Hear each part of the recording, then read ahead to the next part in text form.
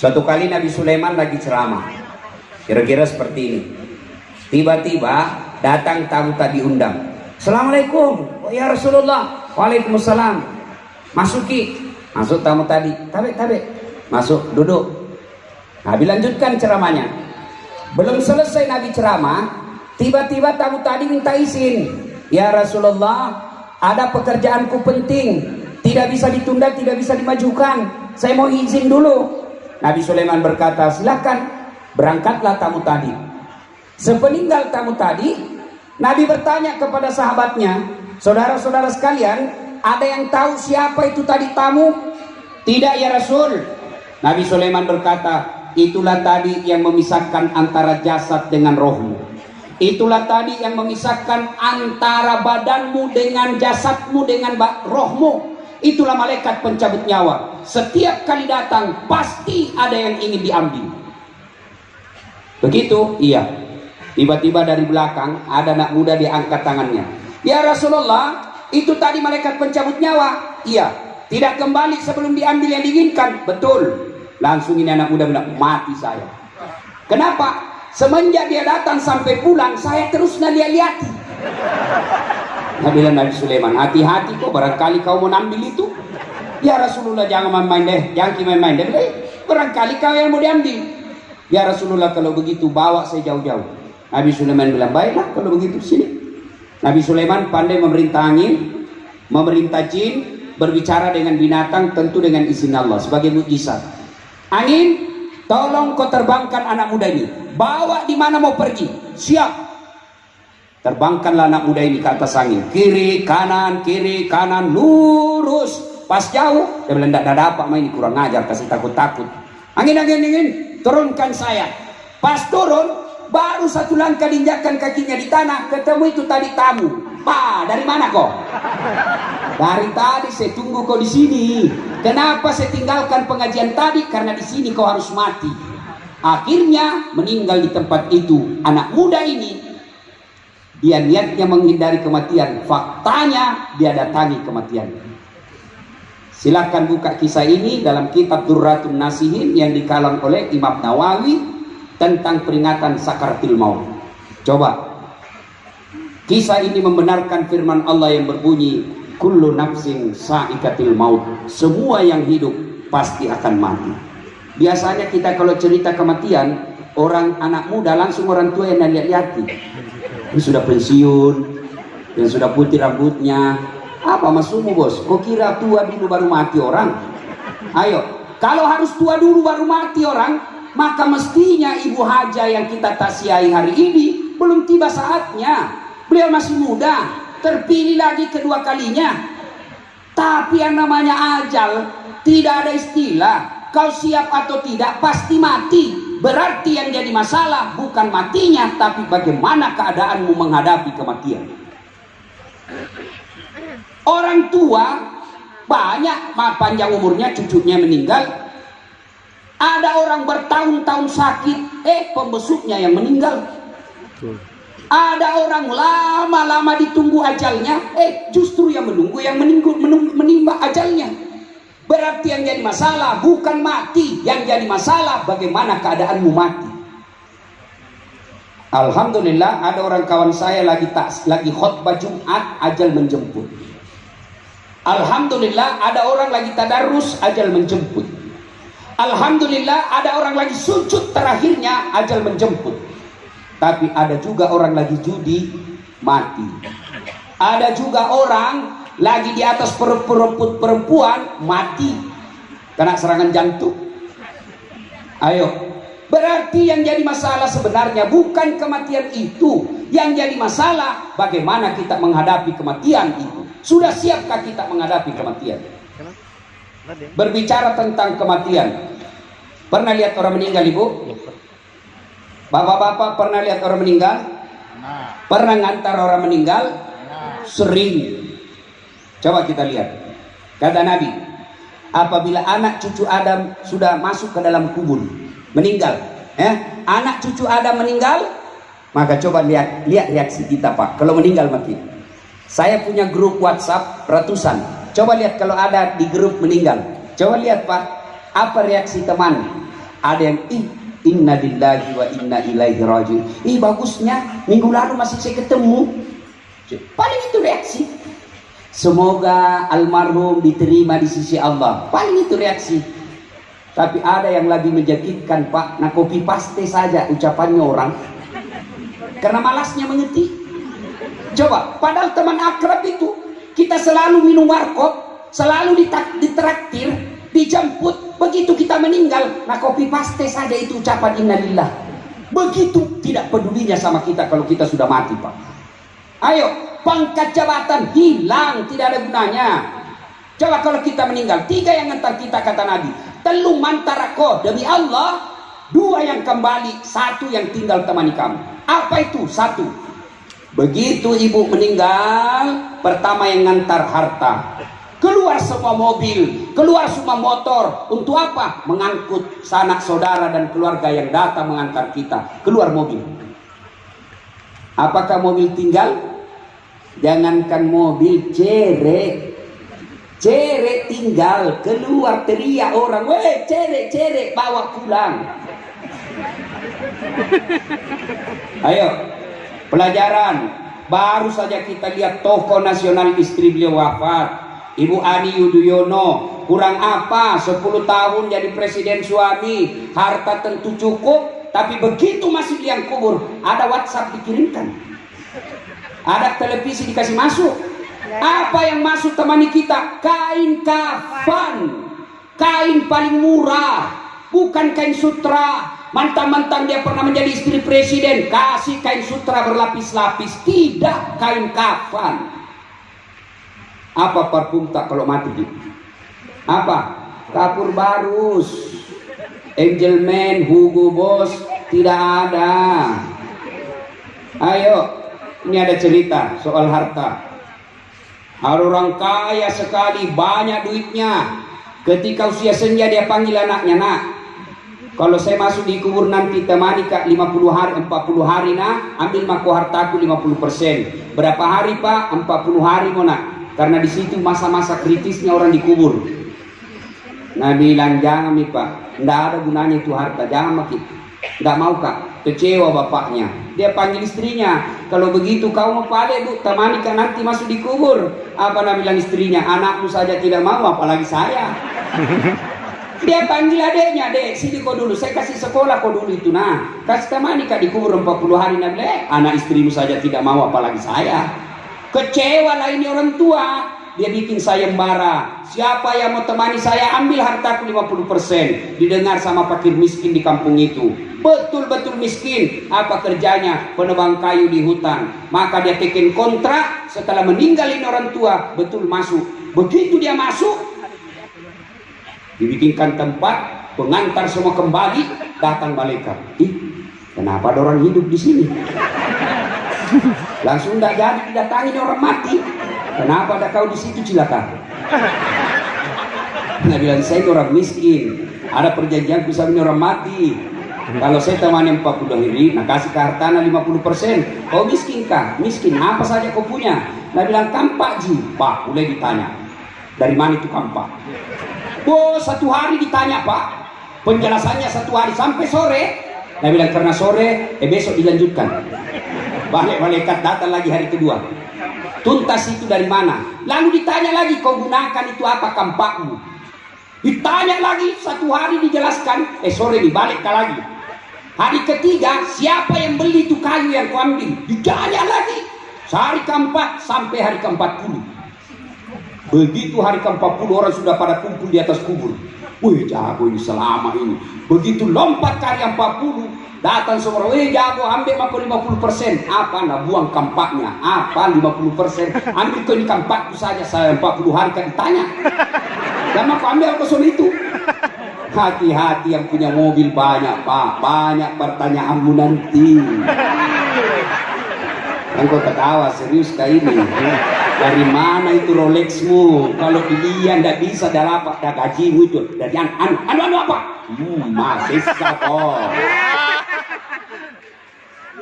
2, harta. Yang kedua, yang mengantar kita siapa? Keluarga.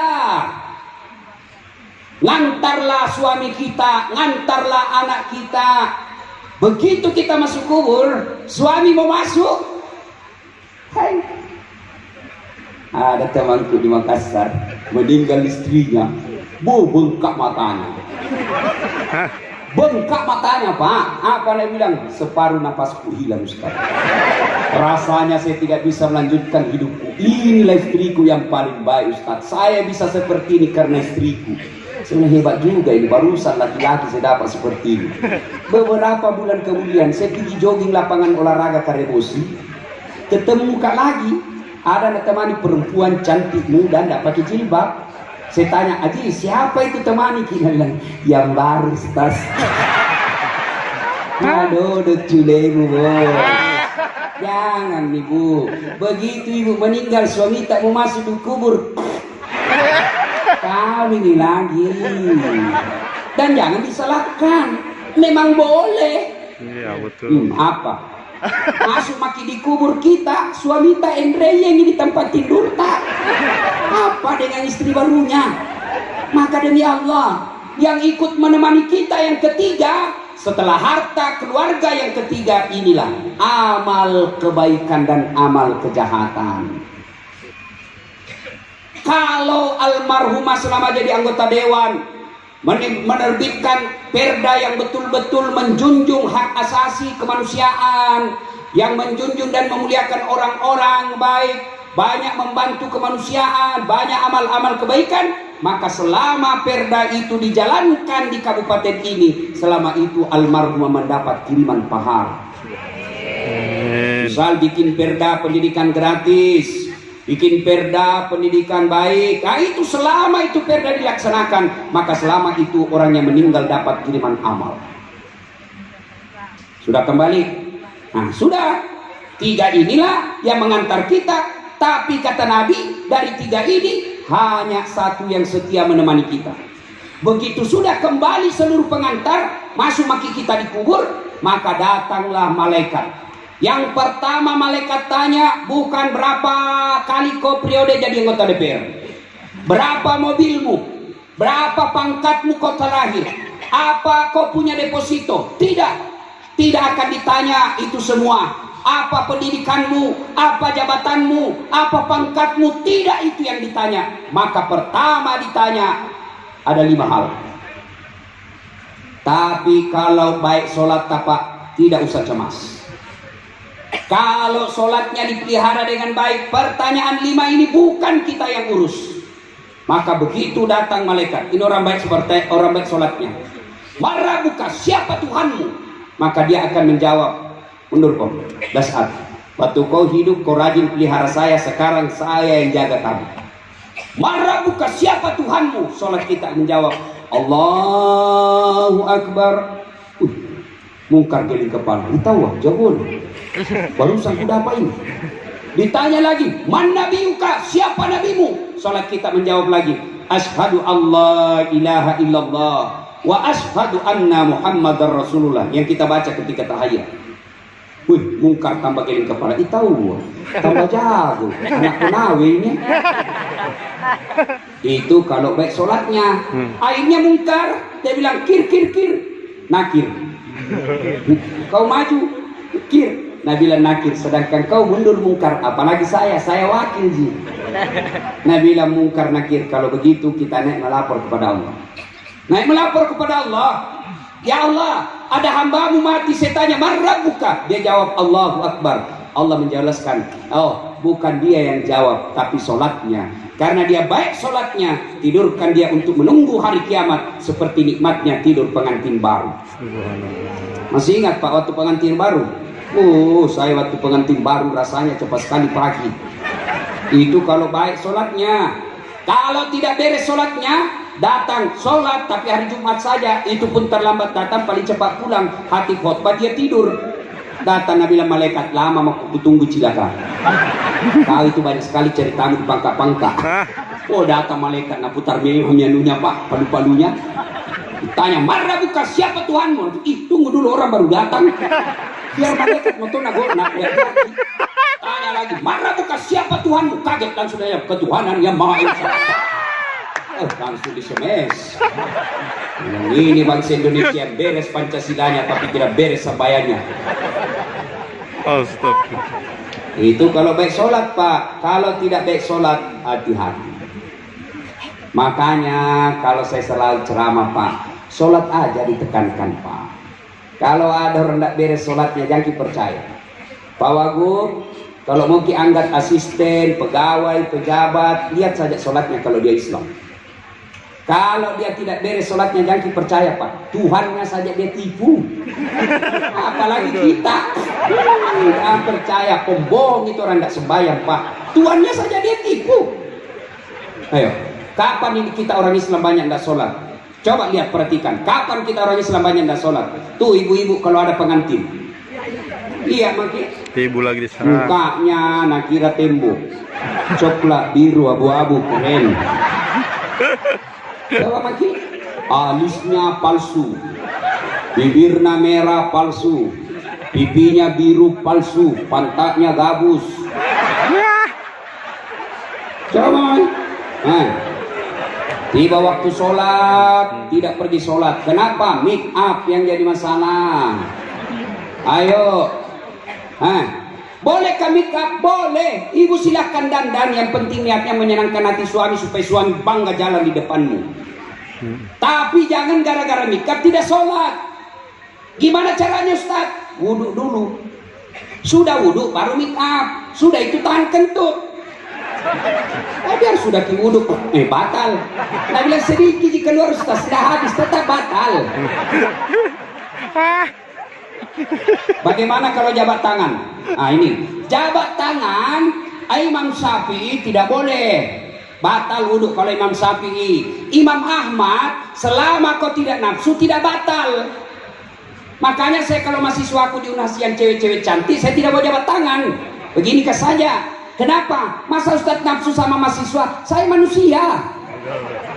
Masa ayat tidak mengatakan la taqrabus zina illa Ustadz, jangan dekati zina kecuali Ustadz. Biar Ustadz kalau cewek cantik hancur. Makanya saya kalau cewek saya begini saja. Ya. Tapi kalau ibu majelis taklim yang usia 60, 70 dan sudah bau salompas, saya jawab tangan lah. Tidak mungkin saya nafsu sama ibu-ibu. Tidak tahu lah kalau ibu yang nafsu sama saya.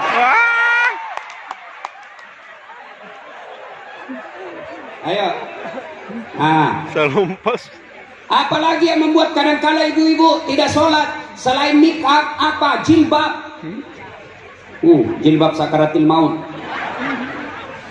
Ada talinya 2 meter. Nah ikat-ikat memang itu untuk di leher. 2 meter itu karena kasih bunga. Karena naikkan tidak bisa digoyang itu lehernya. Tiga lapis, kuning, biru, abu-abu. Nah kasih biru lagi sedikit, ada miru-mirunya. Ada kayak pohon-pohon di belakang. Cara kira ibu itu kalau ada pengantin.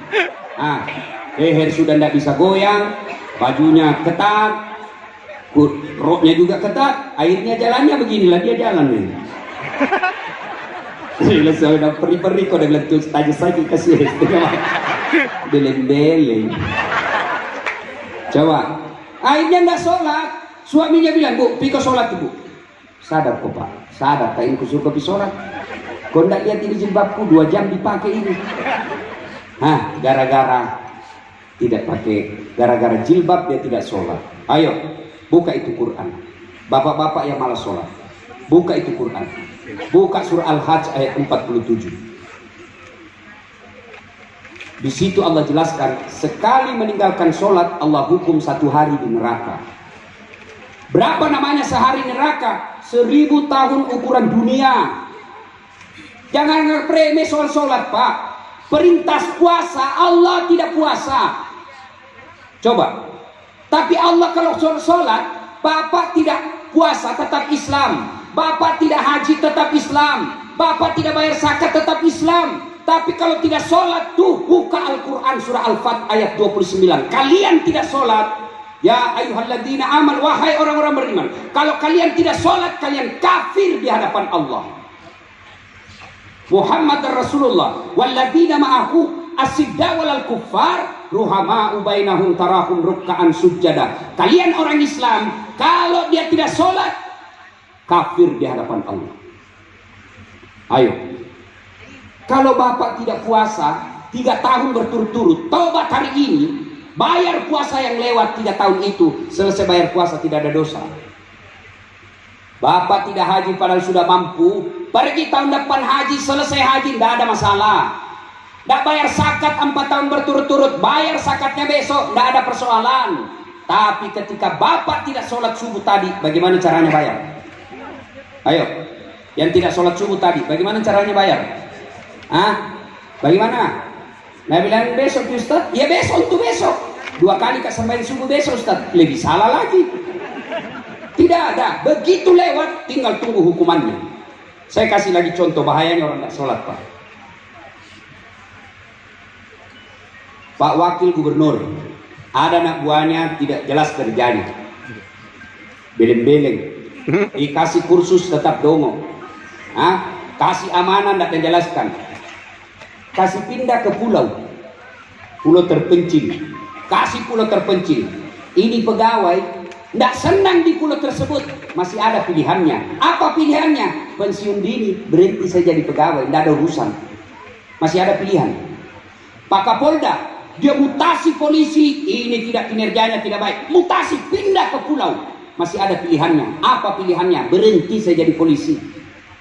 Tapi kalau bapak masuk kubur, senang tidak senang tinggal kau di situ, tidak ada pilihanmu, kau kembali lagi. Dan siapa yang paling tersiksa ketika masuk di kubur? Al-mutakhawilu bis shalah, mereka yang menganggap enteng sholat. Apa susahnya sholat? Puasa 1 hari kita lapar, Pak. Mulai subuh sampai maghrib kita lapar. Datang teman tak ajak kita traktir coto, tergoda iman. Ayo, haji 1 bulan kita menderita fisik di tanah suci Mekah, butuh duit puluhan juta, ngantri belasan tahun. Zakat perlu duit, tapi sholat apa alasan tak tidak mau? Apa alasan tak tidak mau sholat? Allah kasih keringanan. Ustaz, saya tidak tahu bacaannya. Wala tai'asu min rauhillah, kata Allah. Jangan kau putus asa. Kau tidak tahu bacaannya, datang kau berjamaah di masjid. Kalau imam sudah baca, kau diam saja, sah. Tidak ada ku baca Ustaz, sah. Gimana caranya? Imam yang baca. Anu saja ucapkan, amin. Diam kau lagi. Sah. Imam yang bagi bacaannya. Ustaz, saya tidak bisa kena air, tayamum. Allah kasih keringanan, tayamum. Gimana caranya tayamum? Letakkan telapak tanganmu di dinding, letakkan telapak tanganmu di, kalau dia di atas pesawat, di kursi pesawat, letakkan telapak tanganmu di dinding mobil kalau kau di atas mobil. Usap wajahmu 1 kali, 3 kali lebih baik, 1 kali sudah sah. Sudah itu usap lagi kedua tanganmu, selesai. Meskipun ada juga orang pernah tayamum, saya lihat dia kasih begini telapaknya, di pesawat, baru dia kasih begini. Oh, ada kayu beleng-beleng. Tidak, untuk mulut tidak, cuci kaki tidak, tayamum, muka saja usap dengan jari sampai ke siku, selesai. Ustaz, tidak bisa berdiri karena kita lagi bawa kereta, bawa mobil. Allah kasih keringanan, sholat dulu kok. Kasih tahu dulu di samping tak. Kalau dia tidak tahu, non muslim misalnya, nah kira gila nanti begini-begini. Nah kasih tahu dulu, yang diganggu kan, saya lagi sholat. Sudah sholat, Allahu Akbar. Kalau ruku, kepala saja kasih goyang, Allahu Akbar. Samiallahu liman hamidah. Itu ruku. Kalau sujud, badan ikut ditundukkan, Allahu Akbar. Allahu Akbar. Selesai.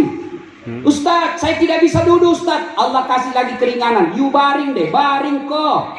Gimana caranya? Misalnya sana kiblat, sini, sudah, kepala di sini, kaki ke sana, sudah, Allahu Akbar. Sami Allahu liman hamidah. Kepala sudah tidak goyang, tangan saja. Tidak bisa begitu Ustaz, maka sholat pakai isyarat. Mana namanya sholat pakai isyarat? Mata atas saja kasih goyang-goyang begini Pak. Allahu Akbar. Sami Allahu liman hamidah. Allahu Akbar. Itu ini ya, mata, tangan sudah tidak bergerak. Tidak bisa juga seperti itu Ustaz. Allah masih kasih keringanan. Apa keringannya? Sholat kau dalam hati. Bagaimana caranya sholat dalam hati? Mulai takbir sampai salam, seluruh bacaannya kau baca saja dalam hati. Mulut tidak bergerak, mata tidak bergerak, dalam hati saja. Bayangkan lagi ruku, baca doa ruku. Bayangkan lagi sujud, baca doa sujud. Saya di infus Ustaz, silahkan sholat pakai infus. Saya di pampers, silahkan sholat pakai pampers. Allah tahu bapak lagi sakit. Apa Pi? Apa Pi? Nggak bisa juga sholat dalam hati Ustaz. Ambil kain putih, bungkus, bawa dikubur. Mati nih. Apa? Apalagi alasan tanda sholat Pak? Saya polisi Ustaz, lagi jaga keamanan dalam Islam. Saya tentara, lagi jaga keamanan. Allah kasih keringanan namanya salat khaf, salat dalam keadaan perang. Bagaimana caranya? Misalnya orang demo di sana, mau habis maghrib. Mau masuk maghrib, belum pakai sholat asar, silahkan sholat dalam keadaan berdiri. Bagaimana caranya? Coba kita 10 orang, 5 di depan jaga demo, 5 di belakang. Yang di depan dulu selesaikan sholatnya 1 rakaat. Selesai 1 rakaat yang di depan, yang di belakang lagi selesaikan, yang di depan lagi siaga. Boleh dia siaga begini. Yang di belakang lagi selesaikan 1 rakaat. Selesai 1 rakaat yang di belakang, yang di depan lagi lanjutkan rakaat keduanya. Begitu seterusnya. Apa? Begitu pentingnya sholat. Maka tidak ada Pak, kalau bapak tidak sholat, sesa kau dikubur. Apa orang yang sudah masuk alam kubur sudah masuk ke sorga? Rasulullah sudah sampai sorga? Belum. Abu Jahal sudah masuk neraka? Belum. Mereka kemana? Transit di kubur. Dan orang yang tidak beres sholatnya Pak, disitulah dia rasakan siksaan dalam kubur. Apa? Mereka tidak beres sholat. Sholat kan paling mudah. Makanya ketika setan kita mau sholat Pak, setan mati-matian goda kita. Bagaimana caranya? Hayya 'alas shalah. Mulai minta goda kita. Sebentar. Lagi banyak tamu. Kadang-kala kita berdoa, kenapa hidupku susah Ustaz? Saya dagang, bangkrut. Saya anggota DPR, tidak terpilih.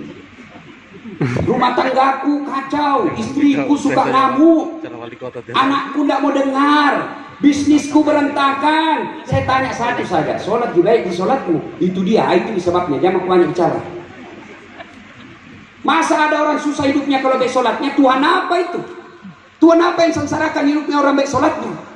Ya Allah, perbaiki hidupku. Allah kabulkan doa. Tak. Ya Allah, sempurnakan, bahagiakan rumah tanggaku. Allah kabulkan dengan cara apa? Coba lihat. Dia bilang, hayya 'alas shalah. Sini kau balik kalau mau kau baik hidup. Hayya 'alal falah. Tahu tak artinya itu hayya 'alal falah? Wahai, sini kau, saya kasih kau kemenangan. Itu. Tapi apa jawaban kita? Tunggu. Coba kalian, Wakapolda, Pak Wagub, ada itu ajudannya? Coba lihat. Beliau kalau panggil ajudan, langsung lari, siap. Itu ajudan, biar tidur makan dalam kotek, langsung lompat, siap. Nah buang itu kuenya, siap Pak, siap komandan. Kira-kira ada ajudan dipanggil, ajudan, tunggu dulu Pak. Tidak mau diajak kepalamu. Ajudan, Bapak ndak lihat saya sibuk, Coba, itu manusia. Ada pensiunnya, ada hilang jabatannya, begitu takutnya kita sama manusia. Tapi ketika Allah panggil kita dalam sholat, hayya 'alas shalah, apa kita jawab? Tunggu, lagi meeting. Kita Anda bilang Tuhan, urus nih paling meeting. Pantas duit kita bermiliar-miliar, tapi tidak ada kedamaian yang kita dapat. Kenapa? Karena sumber kedamaian kita jauh. Saya sholat ya Ustaz, kenapa hidupku bermasalah? Memang Bapak sholat tapi tidak ikhlas. Hayya 'alas shalah. Asar lagi, barusan kita sembahyang dulu, tidak ikhlas kok. Nanti saya sholat Ustaz, betul sholat tapi main-main. Allah. Nanti saya hubungin dengan bahasa. Oh iya. Iya.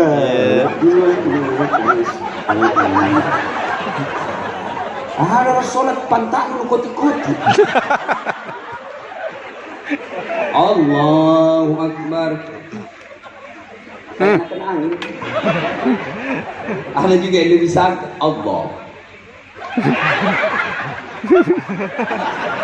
Ada juga kuliah di masjid itu sembahyang pakai keju-keju. Ada juga sholat cari duit. Allahu Akbar. Tadi uangku 100.000. beli pulsa 50.000, beli bensin 30.000, mana ini 20, Allah.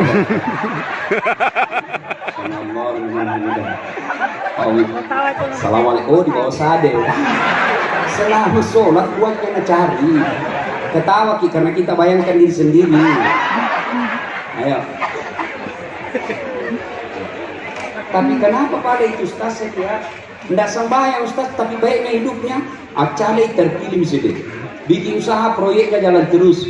Tapi tidak sembahyang Ustaz. Jangan salah di. Memang ada orang seperti itu. Tapi apa yang kita tidak tahu, duitnya banyak, tinggi pangkatnya, tapi takut sama istrinya. Ada yang begitu Pak. Kenapa? Yang membentuk darah daging istrinya adalah makanan haram sehingga tidak takut sama suaminya. Baru 1 jam pergi suaminya menelpon, di mana kok Pak? Ada jadi kan. Balik-balik kok. Di mana kok? Di kantor. Foto dulu baru kirim. Menjadikan suaminya tahanan kota. Apa yang kita tahu? Tidak banyak memang duitnya, tapi apa yang kita tidak tahu? Anaknya durhaka. Di kantor dimuliakan, di kantor dihormati, semua orang panggil puang, semua orang bukakan pintu kalau dia lewat. Tapi apa yang sampai di rumahnya mau dilempar sama anaknya masih SD? Ayo, apa yang kita tidak tahu? Anak gadisnya pulang jam berapa? Jam 3 dini hari lompat pagar. Apa yang kita tidak tahu? Banyak duitnya, tapi banyak juga larangan makannya. Dilarang makan nasi, dilarang makan daging, dilarang makan gula, dilarang makan garam, dilarang makan roti. Apa yang bisa makan? Ubi rebus. Duitnya 7 miliar, tapi ubi rebus saja bisa makan. Kenapa? Karena sholatmu tidak beres. Maka menderita pertama orang yang masuk ke dalam kubur, mereka yang tidak baik sholatnya. Sudah diantarlah kita, maka kata Nabi, putuslah segala kebaikan-kebaikanmu, putus semuanya. Tinggal 3 hal. Apa itu? Pertama kata Nabi, yang bisa menyelamatkan kamu, yang bisa menolong kamu sudah di alam kubur, anak soleh dan soleha. Mudah-mudahan almarhumah mewariskan anak-anak yang baik, sehingga anak inilah nanti yang akan menerus menjadi amal kebaikan buat almarhum. Demi Allah, almarhumah sekarang lebih membutuhkan 2 rakaat daripada dunia dan isinya, kata Nabi. Kalau orang sudah masuk di kubur, kata Nabi, mereka lebih butuh sholat yang 2 rakaat dari anaknya daripada dunia dan isinya. Makanya almarhumah, kewajiban kita sebagai suami, didik anak-anak beliau supaya anak beliau nanti menjadi anak yang soleh dan soleha, yang meneruskan kebaikan-kebaikan buat ibunya. Tapi sayang, 1000 sayang kita orang tua. Kita lebih bangga kalau anak kita jadi insinyur, jadi dokter, jadi polisi, jadi tentara. Tapi kadang-kala kita tidak bangga kalau anak tak hafal Quran. Kita malu kalau anak kita tidak jadi pegawai, tapi kita tidak malu kalau anak kita tidak pernah berjamaah di masjid. Kita malu kalau anak kita tidak terpilih anggota DPR, tapi kita tidak malu ketika anak gadis tak dibawa cowok yang bukan muhrimnya. Pada demi Allah, mereka anak-anak kita inilah nanti yang akan mengirimkan doa-doa ketika kita sudah di alam kubur. Saya tanya Ibu, kalau Ibu, Bu, kalau mati ki nanti siapa doakan ki? Suami tak, jangan maki harap. Jangan maki harap, betul Kak, jangan harap kalau suami. Betul, jangan harap. Sedangkan ada orang pergi tawaf, istrinya belen-belen sedikit, meninggal di istri pertamanya. Namanya Hasanah. Tawaf ikut suaminya, Rabbana atina fid dunya hasanah wa fil akhirati hasanah wa qina azabannar. Ini Fatimah istri keduanya, nah bilang Hasanah terus ya terus. Nah sudah mati. Dalam hatinya nih istri kedua nah Fatimah. Rabbana atina fid dunya hasanah wa fil akhirati hasanah wa qina azabannar. Marah itu istrinya. Di putaran kelima nak tempuk kepalanya. Hasanah terus nak mati nih. Hasanah terus kau pikir nah dia sudah mati. Saya kau tidak doakan. Terpaksa putaran berikutnya Nabi Rabbana atina fid dunya hasanah wa fil akhirati Fatimah.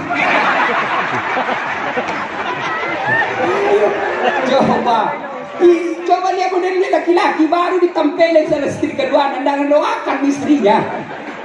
Maka Ibu jangan maki harap suami Pak, jangan. Siapa yang doakan ketika kita mati Pak? Bapak ketika meninggal siapa yang doakan kita? Istri tak nambil orang. Apalagi kalau dia masih muda 25 tahun, nambil orang Pak. Mobil tak yang kita Andreyen dia pakai sama suami barunya. Kita menderita makin dikubur. Rumah tak yang kita cicil lunas masuk dikubur. Nah pakai dengan suami barunya. Lalu siapa yang doakan kita? Saya sendiri hampir tidak pernah saya doakan temanku kecuali dia minta. Itu juga kalau saya tidak lupa. Lalu siapa yang selalu saya doakan? Ibu bapak saya ketika saya sujud, Allahumma ghfirli wa liwalidayya warhamhuma kama rabbayani shaghira. Itulah yang perlu, itu yang sangat dibutuhkan orang yang sudah ada di alam kubur. Maka almarhumah yang meninggalkan anak itu, anaknya doakan terus ibu tak. Ibu sudah tidak mengharapkan apa-apa, tidak mengharapkan gelar duniawi. Yang diharapkan adalah kiriman-kiriman doa dari anaknya. Setiap selesai sholat, Allahumma ghfirli wa liwalidayya warhamhuma kama rabbayani shaghira. Tapi sayang seribu sayang, orang tua kita sekarang tidak pernah mengarahkan anaknya, jarang arahkan anaknya untuk pendidikan agama. Bangga kalau dia pintar bahasa Inggris. Hebat nggak tahu anak itu Ustaz? Kenapa nah hebat Pak Haji? Masih kelas 1 SD pintar di bahasa Inggris. Apa hebatnya? Banyak yang pintar begitu. Masa banyak Ustaz? Banyak. Di mana Ustaz? Di Inggris. Itu di Inggris Pak, anak-anaknya bahasa Inggris semua. Apa hebatnya bahasa Inggris? Memangnya kalau mati ki nanti, Bu, ibu mati ki, anak tak pakai bahasa Inggris berdoa. Oh my God, please help me my mother. Pasti pakai bahasa Bugis Tondi atau pakai bahasa Indonesia. Maka titiplah anak-anak kita menjadi anak yang soleh dan soleha. Bagaimana cara supaya anak tak baik? Satu, jangan kasih makan barang haram. Nih tugasnya ibu-ibu kasihan. Tugas tak semua itu. Datang suami anggota DPR, kah dia PNS, kah dia tentara, kah dia polisi, kah dia pengusaha, kah dia pedagang, kah dia datang bawa uang, tanya dulu, tanya. Pak, halal di kodong ini. Jangan sampai kita kasih makan uang haram anak tak. Kalau anak tak suka makan barang haram, jangan heran anak tak tinggi sekolahnya tapi kurang ngajar. Maka ibu yang baik datang, Pak, kenapa na 7 juta? Biasanya 6 juta sih. Dari mana ini 1 juta? Halal jika halal dia masuk. Haram, jangan Pak. Kalau itu 1 juta, jangan kasih masuk rumahku. Jangan, kasih keluar. Nah itu istri yang baik. Bisa Ibu? Bu, bisa Ibu? 1 juta mungkin bisa, 15 juta beko enggaknya. Sini sebentar topi halal. Makanya jangan heran, coba lihat istri-istri pejabat ya, orang-orang pengusaha yang menghalalkan segala cara dalam kontraktornya. Coba lihat, 3 itu anaknya, 1 pengedar, 1 pengisap, 1 kawin lari di bawah bandar. Coba lihat anak-anak orang tuanya yang suka makan barang haram, lihat anaknya, lihat contoh itu anaknya. Maka ibu yang baik datang suami tak tanya dulu halal tidak. Jangan cemas soal perutnya anak tapak. Demi Allah, di Konawe sini, Sulawesi Tenggara ini tidak ada yang mati gara-gara kelaparan. Tunjukkan saya. Mana ada orang mati gara-gara kelaparan di Indonesia? Kita ini punya budaya tenggang rasa, malu kita kalau tetangga kelaparan. Tapi yang mati gara-gara narkoba banyak, mati gara-gara balap motor banyak, yang mati gara-gara kelaparan saya tidak percaya kalau ada di Konawe ini. Maka tidak usah cemas soal isi perut. Ya kita cemaskan agamanya anak tak. Jangankan perut manusia, binatang saja Allah jamin rezekinya. Tahu binatang ibu? Tahu cicak ibu? Ibu-ibu tahu cicak? Bapak-bapak tahu cicak? Apa namakan itu cicak? Nyamuk. Masuk akal enggak? 1 terbang, 1 di dinding. Di mana ketemu? Memang ada terminalnya. Tapi kan Allah Maha Kaya. Coba dengar lagu kita waktu kita kecil. Cicak-cicak di dinding, diam-diam merayap, diam-diam merayap. Datang seekor nyamuk. Nyamuk yang datang. Tidak ada bilang lagu cicak lompat ke nyamuk. Allah Maha Kaya. Tidak usah cemas. Maka yang ketiga supaya didik anak tak, jangan kasih makan uang haram. Yang ketiga, kalau mau punya anak yang baik, doakan. Allahumma rabbi habli minas sholihin. Ini doanya Ibrahim alaihissalam sehingga punya anak Ismail alaihissalam. Masih ingat kisahnya Ismail yang kita peringati sekarang bulan Zulhijjah. Bapaknya panggil, Mail, tanggal 10 Zulhijjah. Sini kau dulu nak. Kenapa Pak? Saya diperintah Allah untuk potong kamu. Nah, bagaimana menurutmu? Kalau anak tak kira-kira di rumah ditanya begitu, apa jawabannya, Pak? Nah, apa jawabannya? Kenapa anak saya, Pak? Nenekku yang sudah tua. Itu anak cerdas tapi tidak soleh. Ismail alaihissalam, nak disuruh kau potong kau. Bagaimana menurutmu? Apa kata Ismail alaihissalam?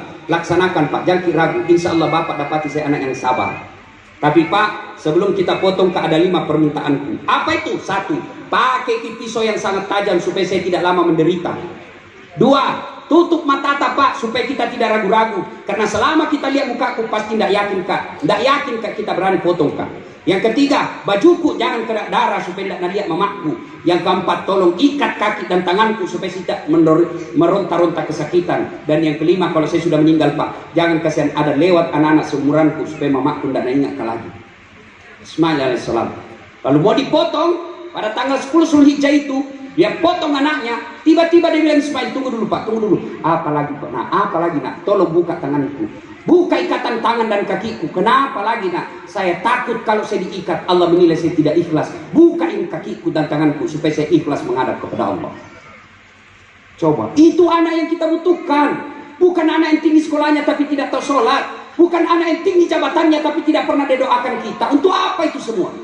Maka takziah kali ini saya mengajak kepada diri saya dan kita semua, ayo ciptakan anak kita anak yang baik agamanya. Tidak usah cemas soal perutnya, tidak usah cemas soal kariernya, baik sholatnya, Allah yang selesaikan itu semua urusannya.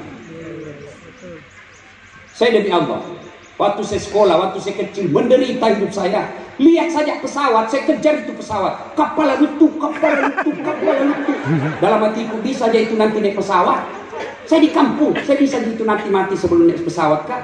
Dengan izin Allah, capek saya naik pesawat sekarang. Hebatnya lagi, saya pergi kemana-mana gratis. Hebatnya lagi, pulang bawa uang. Ibu tidak usah cemas, yang ibu cemaskan sholatnya anakmu.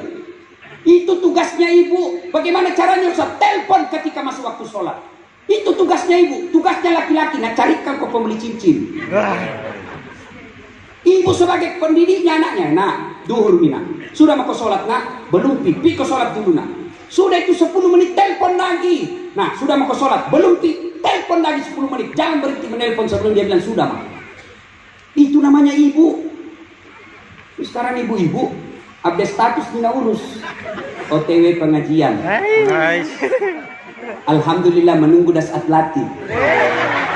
Sudah dulu pas lewat kan bilang itu ji baju nawatuna di YouTube. Kenapa itu susah kok? Biar baju pun urus itu. Hah? Oh action to action, cantik memang cantik bu. Bu, itu anak tak anak soleh yang kita kewajiban tak.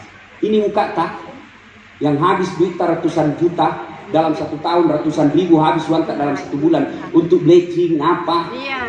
Hah?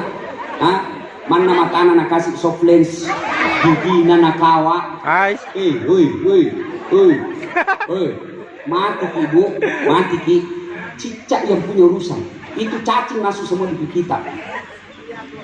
Ini mukata yang cantik, nak kagumi semua orang, masuk di kubur. Cacing yang punya urusan. Lalu siapa yang bisa selamatkan ibu? Anak. Maka itu, biarlah kita bilang, biarlah saya menderita, biarlah apa, yang penting nanti anakku selamatkan ketika saya masuk di kubur. Jangan sang suami tak kita jagai. Tanya ke Ustaz, bagaimana supaya berhenti kena serangan jantung itu suamiku? Sulang gampang, jangan kau selalu berhenti HP-nya. Kalau selalu kau periksa HP-nya, tambah gampang kena serangan jantung. Baru datang kau periksa, bagaimana anda mati kita. Kau tidur kau periksa lagi, 3 hari kena serangan jantung, 1 bulan mati mendadak. Kita berhenti kau periksa. Nah, bilang bagaimana supaya berhenti pembohong? Jangan kau tanya. Begitu kau tanya, pasti bohong nih, karena jujur nih, marah kok. Dia bohong. Maka caranya supaya dia tidak bohong, jangan kau tanya, berhenti itu. Bagaimana kadek baik dia tambah belek Ustaz, maka naik mat teru, jujur ki mat cai, belek lebih-lebih. Nah, kita juga Pak jangan suka bohong-bohong istri Kak. Karena bohong itu bagian daripada munafik. Alasan rapat-rapat, gigi merapat. Ada telepon masuk, nak tulis apa? Kapolres. juga, bagaimana dia nggak dibohongi gitu, karena kita suka dibohongi. Saya ada teman SD ku, sekampung nggak mau berhenti menelpon. Saya nggak enak juga kalau saya blokir, nanti dia bilang sombong. Nah dia perempuan, dan suka sekali kak dari dulu. Terpaksa itu nomor HP-nya ku tulis penjual batu bata.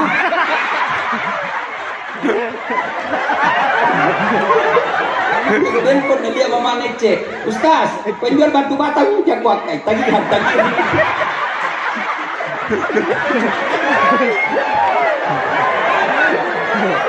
Daripada tidak dibohongi kok, jujur gimana jangan kok. Tidak dibohongi kok saja. Bapak saudara-saudara sekalian. Yang pertama, anak yang soleh. Yang ketiga cara mendidik anak, doakan. Pendek gitu doanya. Rabbi habli minas solihin. Ya Allah berikan hamba anak yang soleh. Coba saya ini kita hafal ibu ya. Mau makan anak tak, kita bikinkan ibu bubur. Kita doa terus. Rabbi habli minas solihin. Rabbi habli minas solihin. Kita suap anak tak, doakan Rabbi habli minas solihin. Mau pergi sekolah anak tak, bisi telinganya Rabbi habli minas solihin. Pulang sekolah langsung kalau naik mobil kita peluk, kita cium Rabbi habli minas solihin. Katanya, apa itu mak dia bisa nih. Saya doakan kau nak supaya jadi anak yang soleh. Besok sampai sekolah mau bolos, jangan deh. Nah doakan nggak tadi mama panas soleh. Ada kemanakanku, mau maghrib masih main bola. Sudah mimpi kau main, sini kau berjamaah. Sedikit lagi om, tunggu ini azan maghrib. Masih main bola, terpaksa saya masuk lapangan. Kubisi telinganya. Rabbi habli minas solihin. Langsung menangis. Heran semua orang lihat, kita wajah bonus tas. Nabi siji kemanakannya nama menangis. Dia tidak tahu telinganya saya bisi, tanganku di bawah makan dia.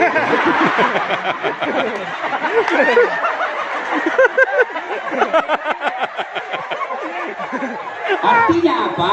Artinya apa? Kalau anak salah kasih hukuman. Ini kadang-kadang cara mendidik kita mulai lenyap dari nenek kita dulu. Bapak kita dulu salah dihukum kita. Saya itu pernah dikasih lombok sama mamaku. Ada lombok besar yang merah, dicobek-cobek, dikasih di mulutku, diladangi orang dulu kalau didengar bicara kotor. Dihukum itu anak, supaya apa? Kalau kau salah, ada balasannya. Tapi jangan lupa, doakan, karena hidayah datang dari Allah. Sudah dididik Ustaz, sudah dikasih makan uang halal, sudah didoakan setiap saat, masih tetap sesat, bukan urusan tak. Jangankan kita, Nabi saja, anaknya Nabi Nuh tidak dapat hidayah, bukan kita yang berhidayah. Yang wajib kita didik, arahkan, kasih makan yang baik. Tapi kalau masih sesat, serahkan segalanya kepada Allah Subhanahu Wa Taala. Yang kedua, yang akan menolong kita setelah punya anak soleh, ilmu yang bermanfaat. Maka handphone kita yang kita miliki, jadikan itu sebagai alat untuk menyebarkan amal-amal jariah. Dengan cara apa? Sebarkan dakwah, jangan kau sebarkan hoax. Ini mau lagi pilkada pemilu serentak. Tuh banyak lagi tuh berita-berita bohong. Jangan sebarkan. Selama kau sebarkan berita bohong, selama berita bohong itu beredar, maka selama itu kau dapat kiriman dosa meskipun kau sudah di alam kubur. Termasuk foto-foto porno. Bapak-bapak yang suka bercanda di handphone, kirim gambar-gambar porno. Meskipun bapak niatnya canda, tapi prakteknya adalah dosa, maka itu yang hancurkan dosa-dosa bapak. Amal-amal kebaikan bapak itu apa? Menyebarkan film-film porno dan akan memperbanyak dosa-dosa jariahnya. Kemudian apa lagi yang akan menyelamatkan kita adalah lari-lari terus pahala. Apa itu? Setelah itu dengan sedekahun jariah, bersedekah. Almarhumah tentu memiliki beberapa aset. Maka sebaiknya kalau anak-anak sudah mapan, maka anak-anaknya akan berkata, Pak, ini kodong ada peninggalannya ibu, biar kita jual ini tanah, jadikan masjid. Selama masjid itu dipakai ibadah, maka selama itu almarhumah dapat kiriman pahala. Ibu-ibu nih yang sudah muka-muka sakaratil maut, yang sudah tua-tua, sudah dijual itu cincin tak, bawa untuk kehidupan akhirat tak. Ustaz, saya mau kuburku terang. Kirimi pembeli lampu di masjid, insya Allah terang itu kita punya kubur. Tiap bayar tiap bulan itu masjid, ada itu lampu di kubur tak menunggu kita. Saya mau punya spring bed di kuburku Ustaz, kirimi pembeli spring bed di panti asuhan. Bukan panti pijat, panti asuhan. Banyak dong itu tiap bulan pergi panti pijat. Saya tanya, kenapa ke panti pijat? Nah, harusnya panti asuhan. Nah, bilang sama-sama di panti, Ustaz. Sama panti tapi beda cita rasanya, bos. Nah, panti asuhan. Demi Allah, orang yang rajin sedekah hidupnya akan bahagia. Orang yang rajin sedekah hidupnya akan sehat. Karena Nabi jelaskan, siapa yang mau panjang umurnya, sehat walafiat, tertolak dari bencana, as-sadaqatu, kata Nabi, bersedekahlah. Sedekah. Ibu-ibu sudah tua, orang yang baik, dia bilang, nah, itu ada tanahku di kampung, masih laku itu kodong 300 juta, sudah dijual Mina. Itu 200 juta bangunkan ke masjid, 100 jutanya bagi-bagi. Itu namanya nak kirim memang. Nah, ini ada emasku 70 gram. Sudah Mina, jual nih. Insya Allah dapat itu kira-kira 500 juta. Sudah kau jual nih, itu baru beli mak yang palsu. Biar nih yang palsu saya pakai. Itu enaknya orang kaya, Pak. Biar palsu nak pakai, nah bilang juga orang asli. Coba pakai, coba kalau ibu-ibu pejabat kaya, biar palsu kita pakai, nah bilang orang dari luar negeri itu. Tapi kita orang miskin, biar asli, nah bilang dari mana ku ambil? Maka bersedekahlah. Apakah sedekah harus dengan duit? Tidak. Para aparat keamanan, polisi, tentara, sedekahnya apa? Ciptakan keamanan. Itu sedekahnya. Ustadz, apa sedekahnya? Sebarkan ilmu yang bermanfaat. Anggota DPR, apa sedekahnya? Ayo kau bikin perda yang kau bisa nikmati sampai hari akhiratmu. Pejabat-pejabat, sedekahlah dengan apa? Giatkan pembangunan yang kau akan nikmati ketika di alam kubur. Ayo sedekah. Saya tidak bisa bersedekah dengan jabatan. Sedekahlah dengan apa? Sedekah dengan jangan ganggu orang. Sebaliknya kalau kita ngambil barangnya orang, maka demi Allah, belum lagi kita di akhirat, belum sampai di neraka, di kubur sudah disiksa bagi mereka yang mengambil barang-barang tanpa secara benar. Ibu bapak saudara-saudara sekalian, pada akhirnya saya ingin menyampaikan, Allah Subhanahu wa taala berfirman, kullu nafsin sa'iqatul maut. Semua yang hidup pasti akan mati. Kita ini tinggal menunggu giliran. Coba kita, kadang-kala kita tidak mengambil itibar dari WhatsApp. Di WhatsApp saya, Pak, banyak sekali grup. Hampirlah tiap hari itu ada innalillahi, innalillahi. Yang jarang kita pikirkan bagaimana kalau kita itu yang di innalillahi. Saya ada kelompok dosen Unhas. Dalam 1 minggu 4 sahabat kami yang meninggal. Dalam 1 minggu. Bagaimana kalau kita yang tiba-tiba dipanggil menjemput, ajal menjemput? Bagaimana kalau kita tidak siap? Maka keliru kita, Pak, yang umur tak sudah 50 tahun ke atas. Coba, saya ini kerjaku takziah di Makassar. Hampir tiap malam saya takziah. Jarang saya orang takziah sekarang umur 80 tahun. Jarang orang saya takziah sekarang 70 tahun. Kalau dulu-dulu, ya barangkali 70 tahun, 80. Tapi sekarang 40, 50. Itu berarti bahwa peluang hidup kita makin ringkas. Ajal, kata Nabi, al-mautu babun. Mati adalah pintu yang setiap kita pasti melewati. Kullu nafsin sa'iqatul maut. Saya ingin bertanya sebelum saya akhiri ceramah saya. Ibu bapak punya handphone? Punya. Punya handphone ibu? Ya. Punya. Itu handphone kalau dipakai terus kenapa? Lobet. Kalau lobet diapain? Cas.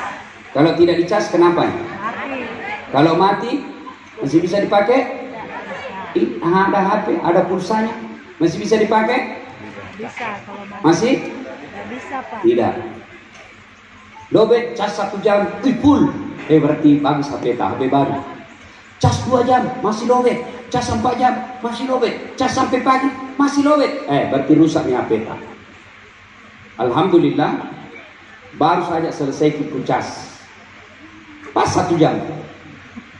Kalau pulang ke ceramah ini, yang tadi malah sholat, dia sudah sholat, lalu dia bilang, alhamdulillah, saya bukan itu Ustaz. Insya Allah mulai besok saya perbaiki agamaku, mulai hari ini. Berarti baik itu, Pak. HP tak HP baru. Inilah yang Allah jelaskan dalam Quran. Bismillahirrahmanirrahim. Innamal mu'minuna alladzina idza dzukirallah wajilat qulubuhum. Orang yang baik agamanya, bagus imannya, selesai dengar dakwah, mereka menjadi lebih baik. Tapi sebaliknya, kalau selesai dengar dakwah ini, malah Nabi bilang, siapa panggil itu Ustaz? Pak Wagub, jangan kita dipanggil itu Ustaz. Enggak enak, ampak nak bahas saya terus nak kena. cerita neraka kayak ton dia dari neraka. Kalau begini Pak, berarti kita lihat disindir Allah dalam Al-Quran. Bismillahirrahmanirrahim. Wa sawa'un alaihim a'anzartahum am lam tunzirhum la yu'minun. Kau sampaikan ayat Allah atau tidak sama saja, mereka tidak akan beriman. Bahkan ayat berikutnya Allah jelaskan, mereka lebih hina dari binatang. Tahu binatang? Ibu saya di kampung sampai detik ini masih jual beli kambing. Itu kambing ibu saya kalau nakal, panggil penjayaan, balik ya bebe, naganggu si bana, jual itu bambu, naganggu temannya. Sampai di pasar, Aji, tidak ada yang beli, palisui, kode kagak beli, kasih kembali, potongin, kita bagi-bagi. Kambing, nakal, jual, tidak ada yang beli, potong, dagingnya jadi coto, isi perutnya jadi coto, sate, dagingnya bisa jadi sate, kakinya jadi sop kikil, lidahnya sop lidah, pipinya sop pipi, ekornya sop buntut, tanduknya jadi perhiasan, kulitnya jadi perhiasan, semua dipakai. Kambing nakal jual, nggak ada beli makan. Tapi kalau ada di sini, bukan tipu, nggak sholat, pengangguran, jelek mukanya, bau keteknya, mau di apa? Jual. Siapa mau beli? Potong. Siapa mau makan? Penjara, masih rugikan negara, dibayar itu makanmu tiap hari. Itulah sehingga Allah jelaskan mereka lebih hina dari binatang. Pak Wagub undang kita datang ke tempat ini sebagai rasa duka cita dan juga sebagai niat agar kita pulang tidak menjadi lebih hina dari binatang. Insyaallah. Ibu bapak saudara-saudara sekalian, inilah tausiah kita pada taklim kita kali ini. Mudah-mudahan ada manfaat. Taksiah yang kita dengarkan ini faedahnya buat kita yang masih hidup. Tapi rasanya tidak adil apabila almarhumah tidak mendapat bagian dari acara ini. Bagian yang beliau dapat adalah apabila bapak ibu mengamalkan ilmu yang kita peroleh hari ini, beliau juga mendapat pahala dengan pahala jariah karena kita datang ini menjadi asbab kita dapat ilmu itu. Yang kedua, mohon keikhlasan bapak ibu sekalian untuk mengirimkan suratul Fatihah kepada Rasulullah Muhammad SAW. Khasiat dan keutamaannya kita ikhlaskan untuk almarhumah. Ila hadatin Nabi Mustafa Muhammad SAW. Summa khususil ruhil almarhumah Hajayati Lukman binti Haji Pisi. Al-Fatihah. A'udzubillahi minasyaitonir rajim. Bismillahirrahmanirrahim. Alhamdulillahirabbil alamin. Ya na'budu wa terima kasih. Lebih dan kurangnya mohon dimaafkan. Nun wal kalam yang misrun. Billahi fi sabilil haq. Assalamualaikum warahmatullahi wabarakatuh. Waalaikumsalam.